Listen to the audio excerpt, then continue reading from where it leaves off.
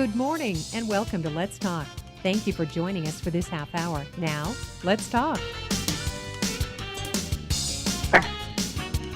Good morning and welcome to Let's Talk. I'm Tracey Morgan. Always nice to have you with us about this time of day. And yes, this is our half hour that we get to talk to great professionals in and around Butler County about important issues that affect you right here in Butler County. And today is our day with Compassionate Certification Center. And of course, we've talked to them before, and they're right in downtown Butler. And we will review what they do and how they can help you.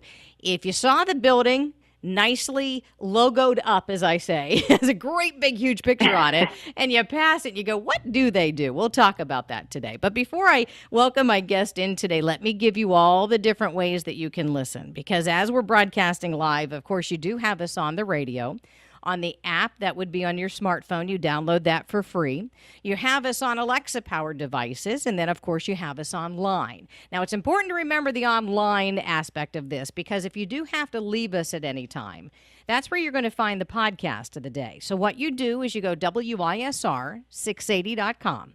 Then if you want to listen to the podcast, wait until we're done with the live broadcast, and you'll have it. But you go Programs, then you go Let's Talk, and then you're going to look for Compassionate Certification Center. And that's where you're going to find the podcast of the day. All right, so let's get to it. With us today is Melonie Kotchey. She is the CEO and co-founder of Compassionate Certification Center. Hello, how are you doing, Melonie? It's nice to have you today.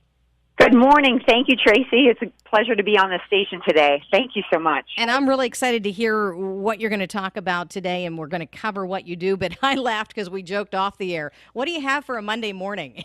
We just want that right there. Hey, it's Monday. Let's get everybody cranked up and going here. We got lots to cover today about medical marijuana, medical cannabis in the Commonwealth of Pennsylvania. Absolutely. Absolutely. Well, you know what? Let's start with you, though, because I know in the past we've talked to Dr. Donner. And he's such a great guy to talk to. And it's always fun when we get to talk to someone new, especially you being the co-founder of this. But tell us about your history. What got you interested in this particular focus of your field? Thank you for asking, Tracey. I don't like to say that I'm terribly interesting, but perhaps I am in a sense. Myself and Dr. Donner, we were quite disgruntled with the healthcare system. And we feel like it failed many of our patients. And Dr. Donner, being an emergency room physician for as many years as he has, and myself, I have 20 years in healthcare as well. I had both become completely disgruntled with the healthcare system and decided that we wanted to start a new medical cannabis healthcare system ourselves. And that's exactly what we did with Compassionate Certification Centers. And so when you both got together with this, was it already established? Did you buy into a company, or did you develop Compassionate Certification Center? No, actually, myself and Dr. Donner together developed the logo, which is an American flag with a cannabis leaf on it, which we got trademarked. It took me 2.5 years to do that. We're very proud of it. And it was actually an idea that him and I came up with together. I actually ended up being a patient, a CBD patient, losing 56 pounds, which he couldn't believe. And he said to this day he is a better doctor for even learning about the endocannabinoid system. So together we developed this concept, Tracey, believe it or not, and it's taken us this far.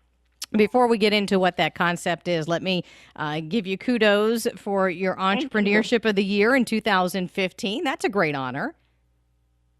Well, I appreciate it. We are just here to help patients. Many of them have ran out of options, and it really keeps us going every day. So it's a hard industry to be in, and you can't just open a regular bank account up. You can't do anything like you normally would. So it's very difficult to get into medical cannabis in any aspect, let alone a medical practice. Is that when people typically come to you, as you mentioned just a second ago, that they've run out of options? Yeah, we typically do seem to see most of our patients, and I'll tell you, we have over 51,000 patients. So there's 100,000 in the entire state of Pennsylvania registered in the program, and we have almost 51,000 of those patients registered with us. When you look at the numbers, when I break down all those patients, the majority of them are still chronic pain patients. We see many different ailments, but it's still chronic pain, whether it be a diabetic that has neuropathic pain or somebody who has failed back surgery. We see that the most common.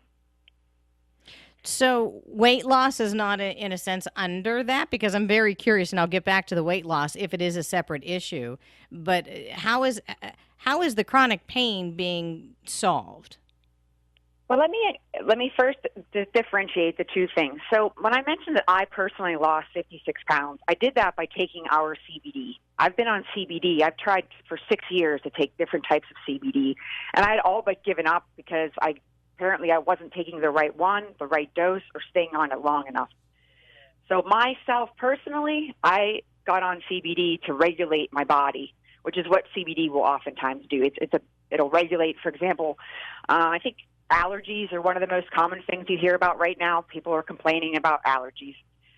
CBD will regulate and balance the body. I'm not going to make medical claims. I'm just going to say on the air that CBD could potentially help regulate any kind of dysregulation or inflammation, which is what an allergy is an inflammation. So that's the difference between CBD, you do not need a medical card for. We are regular doctor's offices, just like any other. We have specialists in medical cannabis.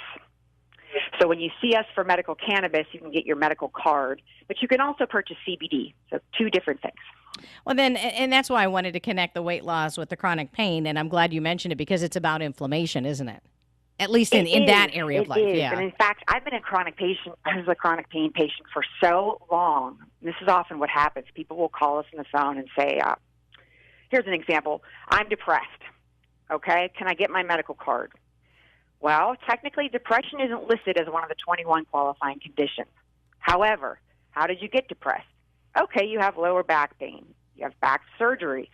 Oh, you haven't worked in 5 years. I see. These are all the types of things that we find out when people call us or get on our chat line or stop in at Facebook and see, will I qualify for my medical card? And oftentimes we say, no, if you're just depressed, depression isn't listed as a qualifying condition, but how'd you get there?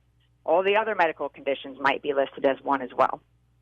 So let's talk about the medical marijuana and what it does to the system, because as we've talked to Dr. Donner in past shows on Let's Talk, he was, of course, expressing the fact that this does not make you high, and there is a difference, and I'd like you to explain that as well.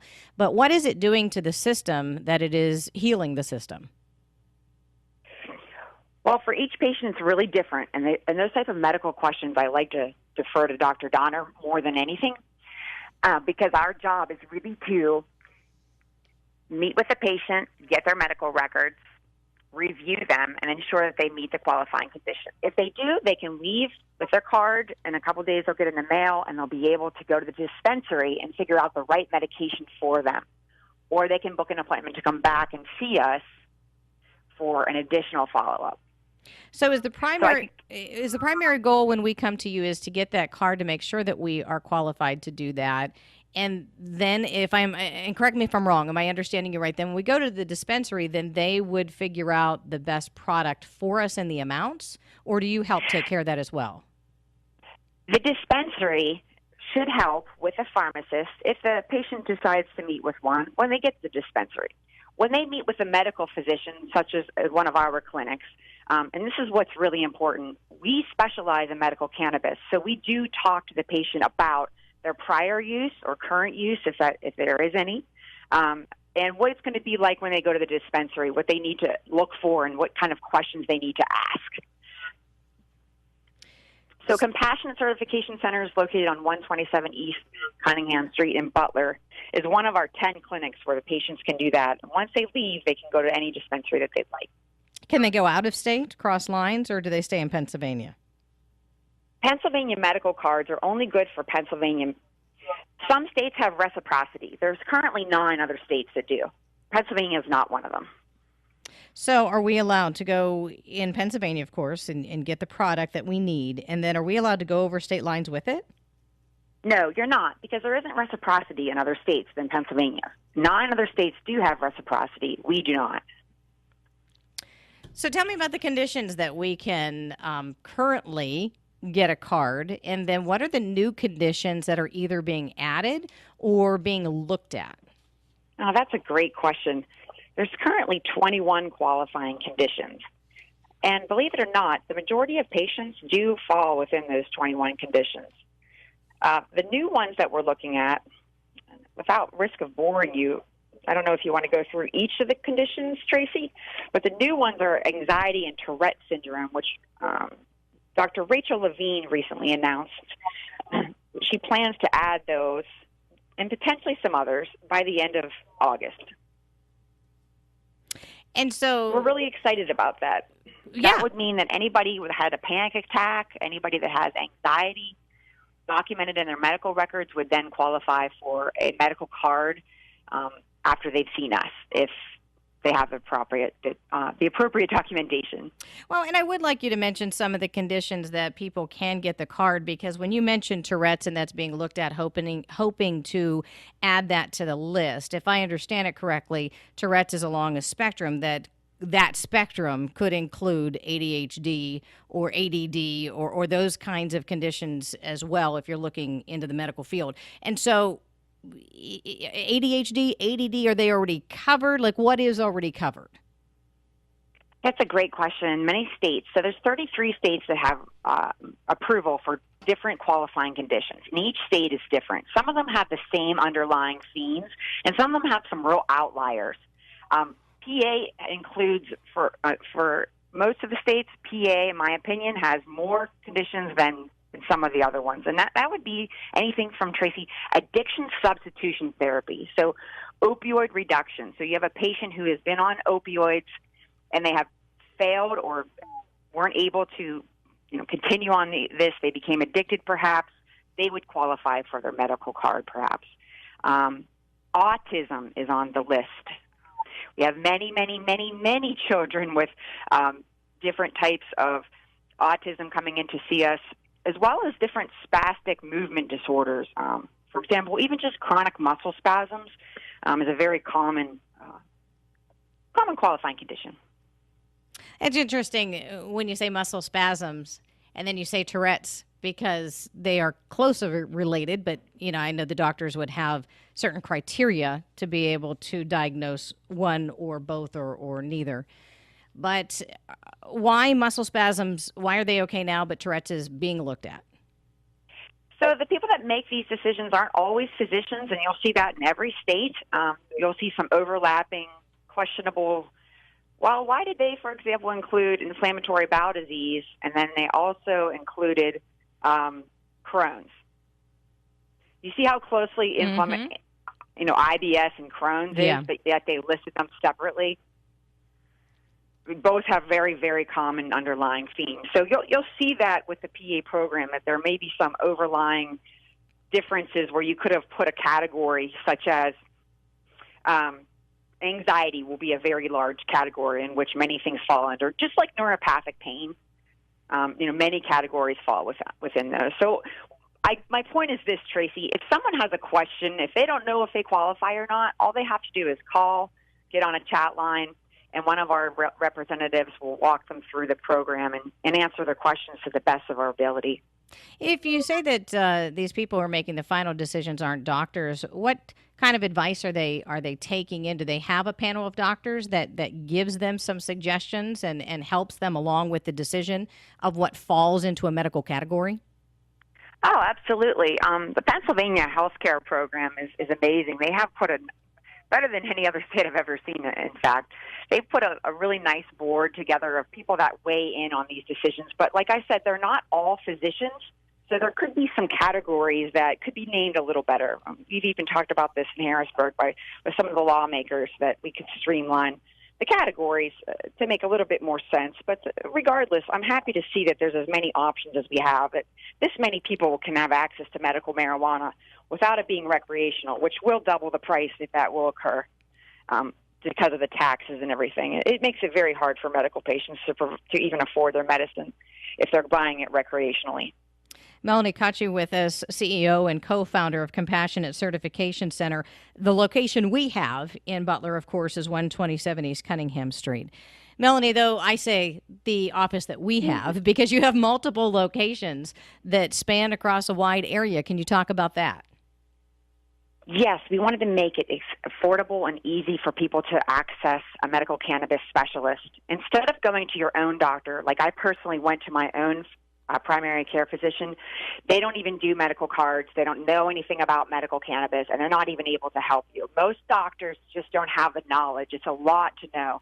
So we encourage people to come to one of our 10 clinics. They span as far north as Erie, and then over to Carlisle, and as far south as Washington, Tracy. And that's a good span because you did say we could go to any location. Is that right? Or tell us the process, because once we get the card, do we need to come back to you? You say you have great professionals. We've talked to Dr. Donner before. How often do we come back to Compassionate Certification Center? Once a year is what we require our patients. There are some doctors who will hold cards and ask patients to come back each month and pay that fee. We've seen that happen, and we don't think that that's very good business practice. We ask the majority of our patients need to come in once a year to have their medical card certified and then recertified. But we do have a number of parents and children who come in once a month even for a CBD consultation. We're opening those up even more. And what is involved in a CBD consultation? It's very simple. It could be done over the phone or it could be done in the office. We help patients find the right dose of CBD. So, Tracy, once they come and see us or into any of our medical office and get their medical card, a patient may go to the dispensary and need some additional help. And that's what we offer, is a consult to figure out what dose and strength and ratio of THC to CBD you might need to be on even after you leave the dispensary, because things change in your health. And over time, we want to make sure that we give the kind of good follow-up that each patient should have. So let's talk about the ages that you help, because it's no surprise. It's not new news that kids are being helped by medical marijuana. But what is the age range that you typically help? That's a great question, and that's one of the top 4 or 5 myths that we always have to talk about, is that you have to be 21 or older to obtain a card, and that's simply not the case. You need a caregiver. Any child can get their own medical card, but they have to have their own caregiver to do that. And it's most common with autism and seizure disorders, although, like I said, any patient can get a medical card. You just need to have a caregiver. The medical card, does it have the kids' information in it or on it, I should say, or does it have the caregivers, or both? I mean, how do you go to a dispensary to make sure that the medicine, the medical marijuana, or the CBD, or whatever is the product that they're getting at the dispensary is going to the right person? Here's all you have to do. Anybody that wants to get a medical card at any age or any caregiver needs to call 888-316-9085.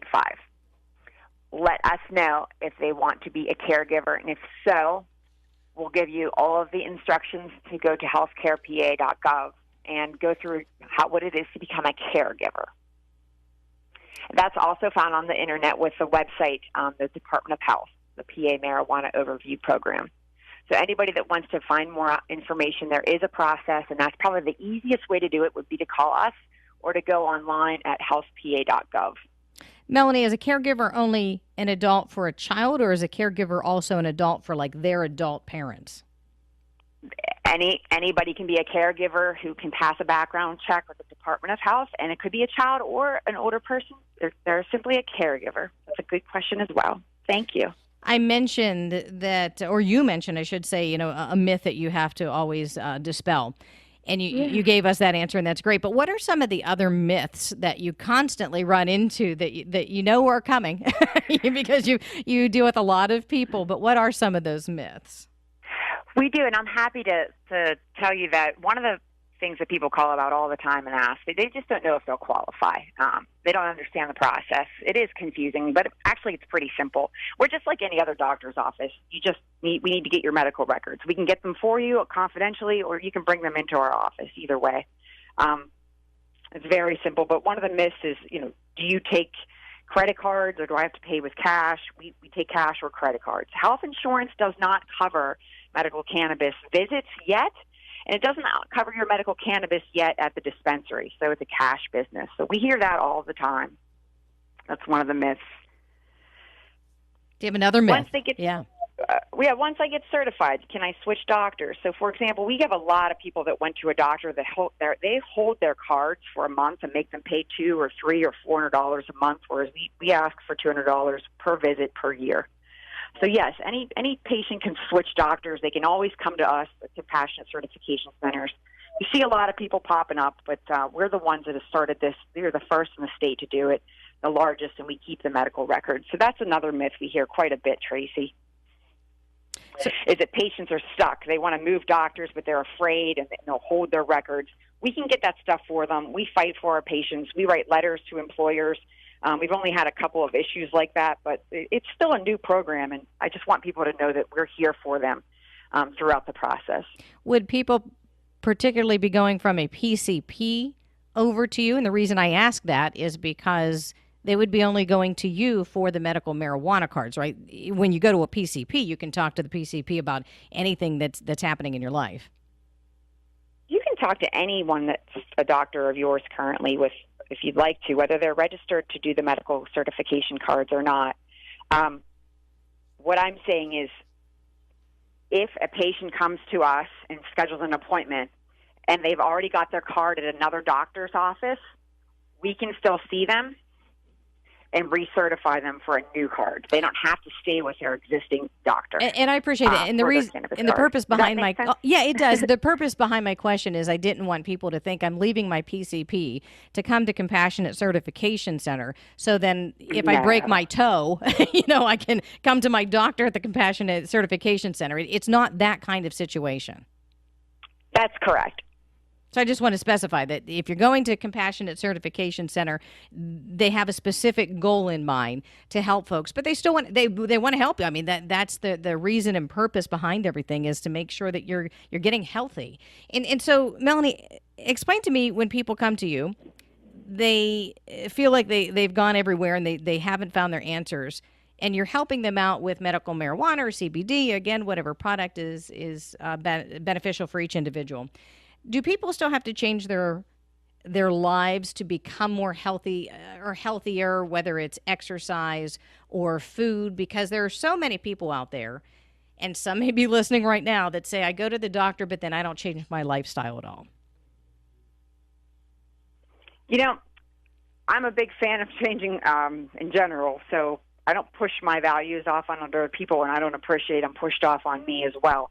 I think that anybody that gets their medical cannabis card and can legally consume medical cannabis is already on the path to being a healthier person. I think that just by default, even just trying CBD, a lot of people stop taking traditional pharmaceuticals and medicine. So inevitably, it's going to happen anyway. Whether we proactively push that on patients or not is something that we put in our book when you get your medical card with us. We always give them a big congratulations. I joke around and laugh. I love my primary care physician, but I wouldn't have a baby with one. I wouldn't go and have I wouldn't go and have a baby with a cardiologist. I joke around and say you wouldn't get your medical card at your PCP office either. It's just not mostly what they do. So 127 East Cunningham Street in Butler, of course, the location right here in Butler. And folks, if you've driven past it, you've seen the big picture, which I love because it's obvious that you're there. Sometimes buildings may not have that large display and you pass them right up. But this is very easy to get to, easy parking, and you can just go ahead and I say go right in, but you want to make an appointment. So again, how do we get a hold of you, Melonie, and your contact information? And then we're going to just talk about your final thoughts about today's conversation. Thanks, Tracy. Yeah, we are located on 127 East Cunningham Avenue. The signage is a bit obnoxious, I will admit, but it's nice to be seen on the corner across the street from the Rite Aid where the bus station used to be.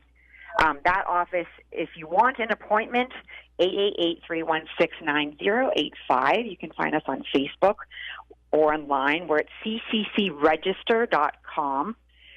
That's also another way to find us, and you can make an appointment. We also often have walk-in hours if you want to stop and get some CBD in our Butler location. We have walk-in hours Tuesday this week, Wednesday, and Thursday.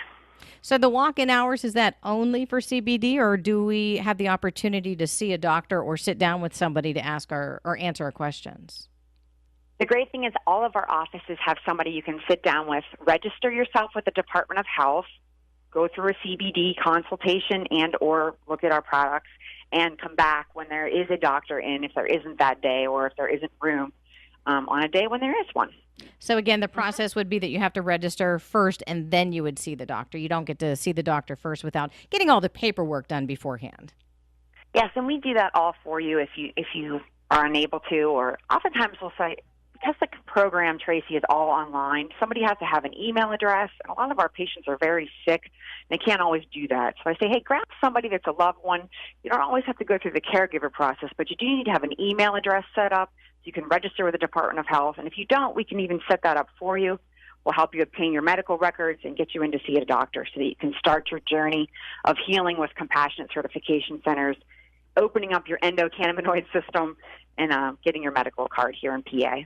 Is every single individual, whether they are a child or an adult or elderly or a veteran, are they all on the same level of care, if you will, in the way of getting these cards?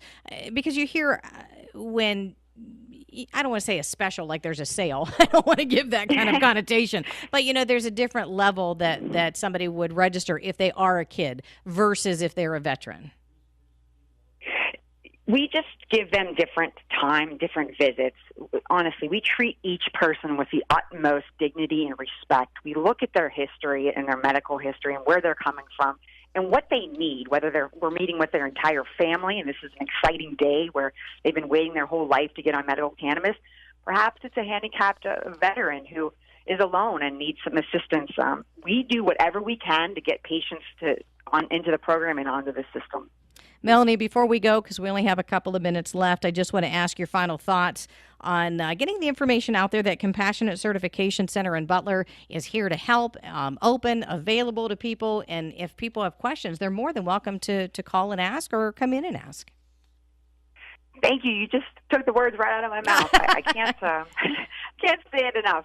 We're here to help. Most of our patients have already consumed medical cannabis or admitted openly that they have been thinking about it or would like to try this new healthcare system when they call. I would just say this: give us a call. We'll answer your questions. It's a really simple program, and it will change your life forever. Compassionate Certification Center in Butler. Melonie, the CEO and co-founder, thank you so much for joining us today.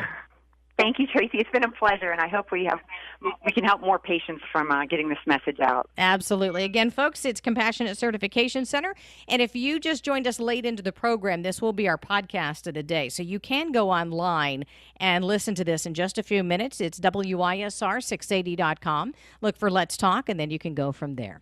Thanks so much for joining us today. I'm Tracey Morgan with Let's Talk. The information and opinions shared on this program are solely those of our guests and do not necessarily represent those of WISR, the Butler County Radio Network, or its staff and employees.